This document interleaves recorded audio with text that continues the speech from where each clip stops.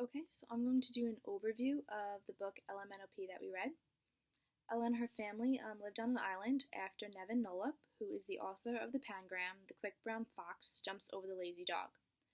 The islanders had made a monument to honor him, but because it's so old, each title with a letter on it kept falling down. The council decides that when each letter falls, it must be banned from both the spoken and written language, or else they will be punished.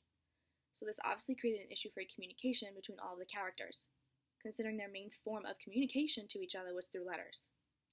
And they could also not really express their voice about the situation without being punished, so this robbed them of their right of freedom to speech.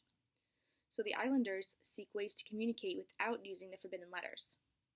As we have been learning, language is a vital source of communication that keeps a society together.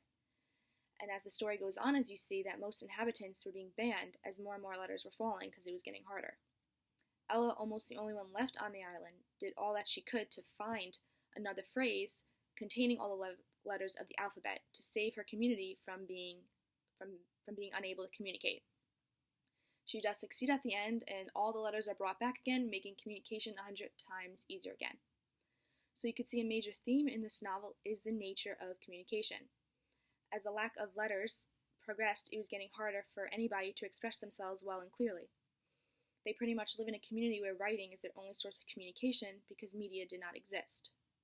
Towards the end, the letters got hard to read because they only had limited number of letters to use to convey their thoughts and feelings to each other.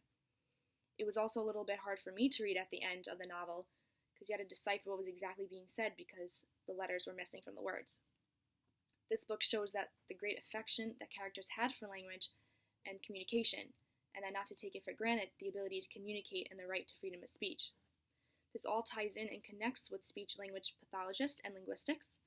As speech-language pathologists, you will come in contact with kids with autism or adults who have had strokes, who have limited knowledge and can't express themselves as much as they want, which relates to how these characters felt when more and more letters were disappearing. They could not communicate as effectively. So all in all, just as linguistics would think, also the point of this book was to examine the importance of language and linguistics as a whole.